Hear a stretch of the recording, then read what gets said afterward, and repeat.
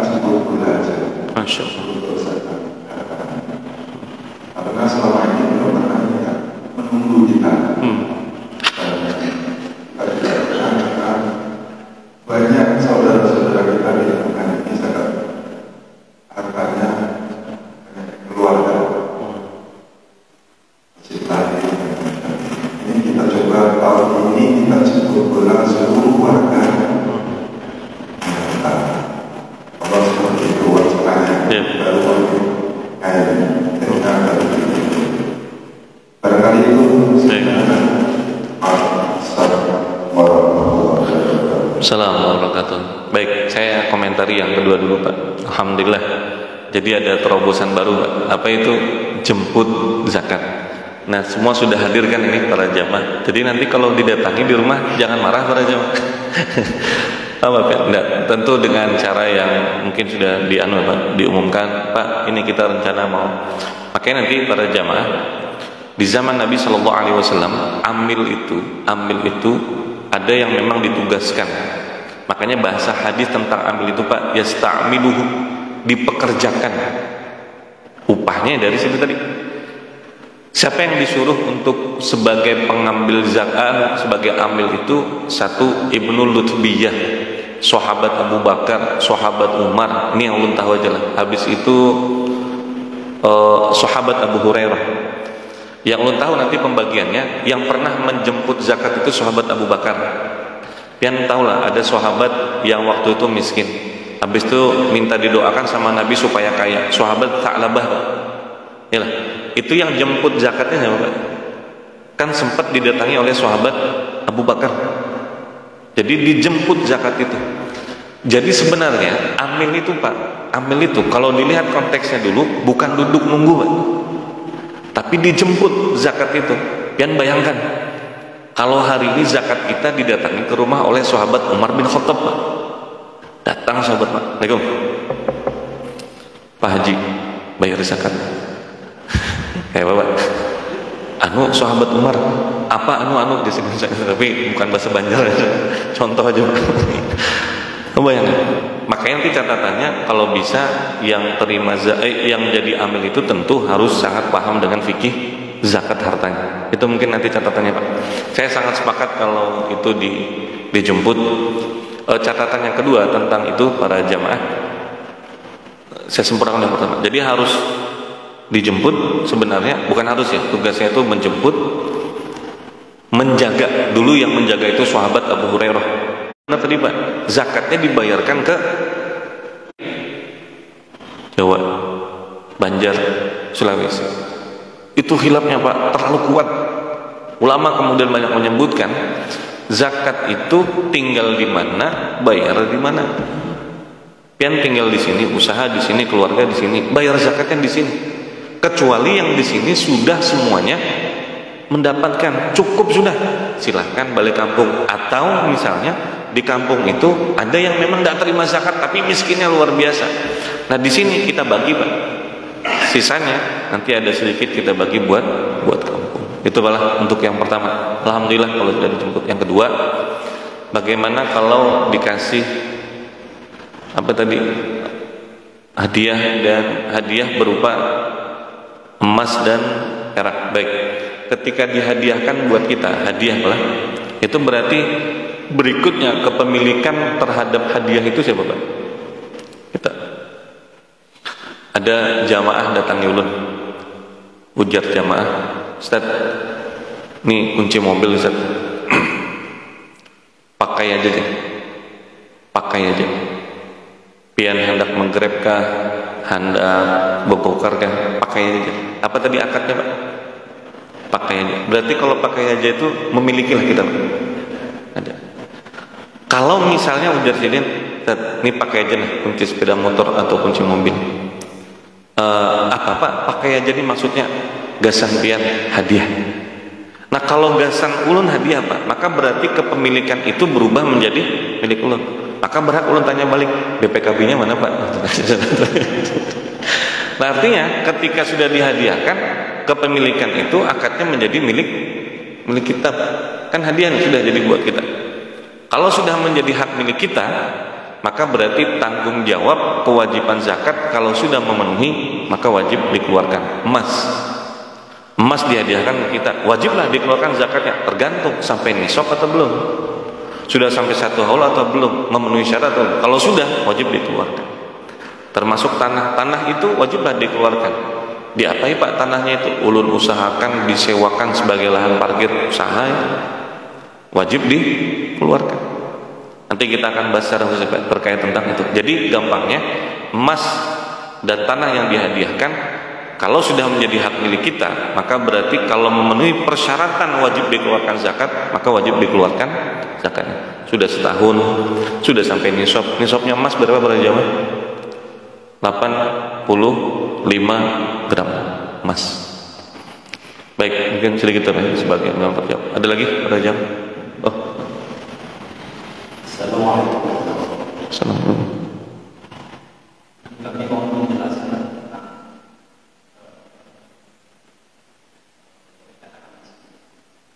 ya.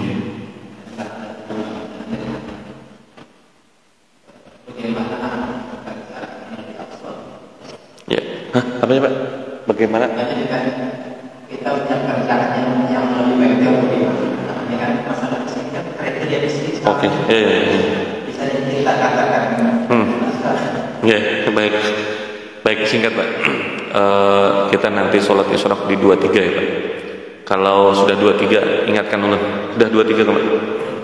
Berapa menit lagi Pak? Baik, berapa menit? Oke. Siapa itu miskin? Pak, mohon bantuan. Naudzubillah. Ada orang Pak mohon bantuan kata dia. Kenapa Pak? Miskin Pak katanya. Lihat ke rumah Pak. Ya itu miskin ini seperti apa? Jadi fakir itu para jamaah, ada fakir dan miskin. Kalau fakir itu adalah walladzi laisa lahu malun wala kasbun aslan. Orang yang memang tidak punya harta, Pak. Tidak punya harta itu, Pak. Memang tidak punya. Tidak punya. Kalau pian balik ke rumah ternyata ada beras, tapi kemudian telurnya cuma 1, itu bukan tidak punya, tapi tidak cukup. Fakir itu memang tidak punya para jamaah. Tidak punya harta, tidak punya pekerjaan, atau punya tapi punyanya itu tidak mencukupi dari keperluannya. Contoh, keperluannya sehari itu adalah 50.000, separuhnya 50.000 itu berapa tadi? 25. Nah, dia itu punya pekerjaan, cuma kecukupannya di hari itu dia dapat cuma 20.000, miskin namanya. Di bawahnya dia perlunya sehari berapa Pak? 50. Di bawah 25 dia dapat, maka namanya fakir. Di atas 25 tapi tetap di bawah 50 namanya miskin. Itu Pak. Jadi berapa tuh kecukupannya? Nah sekarang kita lihat standar orang di Samarinda ini cukupnya sehari itu berapa Pak? Berapa Samarinda ini Pak kira-kira cukupnya sehari? Nah berapa Pak? Kalau ulun ini 300.000 sate. Oh pian, ini standar seberataan ini Pak. Standar umum. Kira-kira ini yang bisa jawab ibu-ibu. 50.000 sehari cukup belum? Ibu-ibu, 50.000 sehari cukup kamu? Cukup aja lah. Oh ada cukup ya. 100.000 cukup kamu? Kebanyakan ya, kebanyakan aja. 75.000 cukup kamu? Oh mapas kan? Oke, berarti 75.000. Maka kalau ternyata dia kerja itu harian Pak, atau nanti bulanan tinggal nanti dikonversi jadi hariannya berapa? 75.000 bagi 2 berapa? Berapa? 37.500. Nah dapatnya Pak, dapatnya itu 37.500. Di bawahnya 37.000, dia dapat 30.000 sehari dapat. Itu namanya fakir Pak. Tapi kalau dapatnya di atas 37, tapi di bawah dari keperluan wajibnya dia sehari, itu namanya miskin. Nggak masuk Pak, nggak masuk mak. Penghasilan apakah 37.500 itu di hari satu bulan? Iya. Pada hari itu, tapi pada kenyataan ada orang miskin. Benar dia hari ini tidak dapat sedikit, hari berikutnya dia dapat sekian juta. Oke. Apa termasuk upaya? Nggak ada. Per hari Pak. Per hari, baik. Nanti catatannya mungkin begini, saya paham itu Pak. Itu setelah dipotong semua kewajibannya. Kayaknya memang perlu materi khusus inilah maksudnya. Jadi gampangnya itu dibaginya per hari. Kalau tadi sudah menetapkan standar kata ibu-ibu 75.000, maka dikalikan 75.000 kali 10 berapa? 750.000. 750.000 kali 3 berapa Pak? Situ Pak, berarti sebulan. Bulannya. Dia dapat Pak, besoknya 2 juta, tapi habis itu nggak dapat lagi para jamaah. Ya tetap aja nggak cukup. Baik, para jamaah dalam hati Allah. Terakhir, silakan Pak. Salam.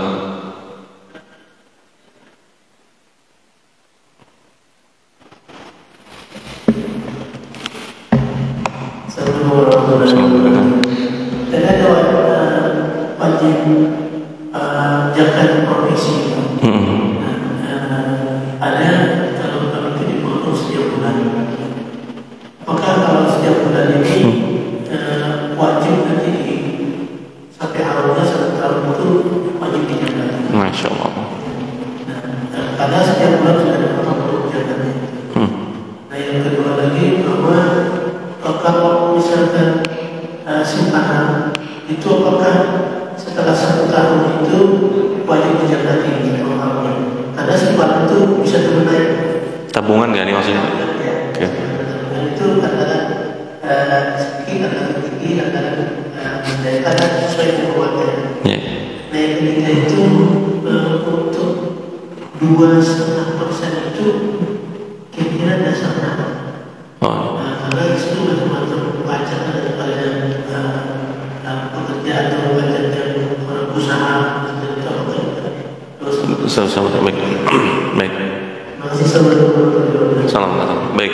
Saya komentari dikit-dikit ya, nanti saya sempurnakan di pekan depan. Dari mana dapat angka 2, itu hadis Nabi Sallallahu Alaihi Wasallam. Jadi hadis itu ada sifatnya muqaddarat Pak. Muqaddarat itu yang hitungannya sudah jelas. Kalau kayak itu nggak bisa diapa-apain lagi Pak. Ini dikeluarkannya 40, itu kalau sudah begitu Pak nggak bisa diapa-apain lagi. Baik. Yang kedua, bagaimana kalau tabungannya naik turun? Yang jelas wajib bayar pajak kayaknya boleh. Tabungan nanti kita akan bahas secara khusus. Pian-pian yang punya tabungan apakah wajib dikeluarkan zakat? Baik, nanti ingatkan saya. Saya jawab yang pertama. Kalau sudah dikeluarkan per bulan, apakah wajib dikeluarkan di akhir tahun? Ini kasusnya Pak. Bolehkah bayar zakat sebelum waktunya? Ya Pak. Kan syaratnya sehaul loh. Kalau mau pakai 85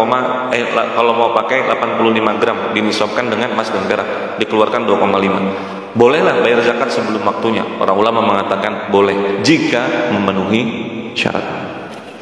Kapan dia keluarkan duluan? Dikeluarkan duluan sebelum waktunya dengan cara dicicil per bulan. Syaratnya yang saya ingat satu, nanti kalau di akhir tahun memang nisabnya sampai. Nisab harta yang pian keluarkan itu memang nisabnya sampai nanti di akhir tahun. Memang hitungannya sampai. Dan yang kedua, sampai di akhir tahun itu memang konsisten pian sebagai orang yang memberikan zakat itu memang orang yang memenuhi syarat wajib bayar zakat. Artinya di bulan keempat pian tidak wajib bayar zakat, maka berarti terpotong itu.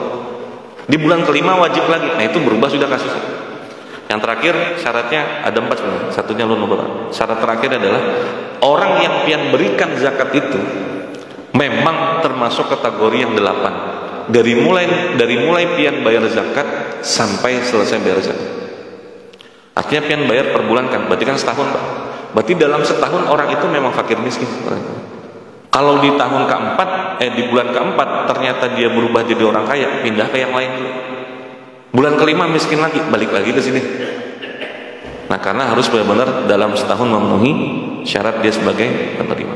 Baik, jadi kesimpulannya, bagaimana kalau seperti itu? Apakah dia boleh bayar tiap bulan? Itu disebut takjiluz zakat, mendahulukan zakat sebelum waktunya. Boleh kalau memenuhi syarat. Tinggal pertanyaannya, apakah 2,5 yang dipotong tiap bulan itu merupakan zakat atau tidak?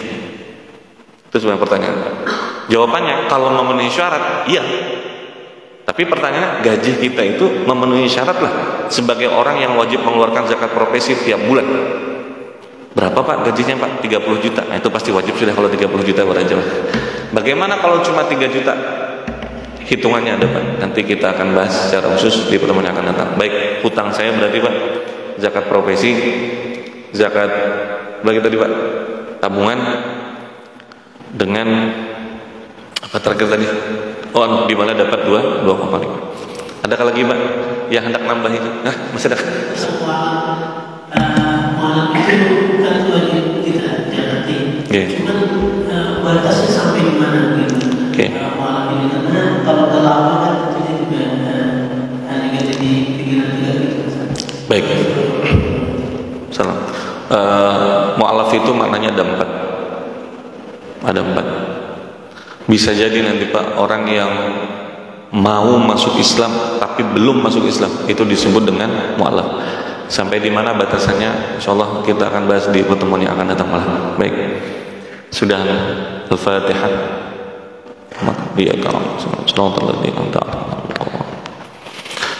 Kalau ada yang menyampaikan salah, kurang mutamat, tinggalkan, ikuti pendapat yang lebih baik. Bismillahirrahmanirrahim. Alhamdulillahirabbil alamin. Allahumma shalli ala sayyidina Allahumma inna nas'aluka ridhaqal jannata wa na'udzu bika min sakhatil karim tuhibbul 'afwa fa'fu anni karim. Sallallahu alaihi wasallam. Alhamdulillahirabbil alamin.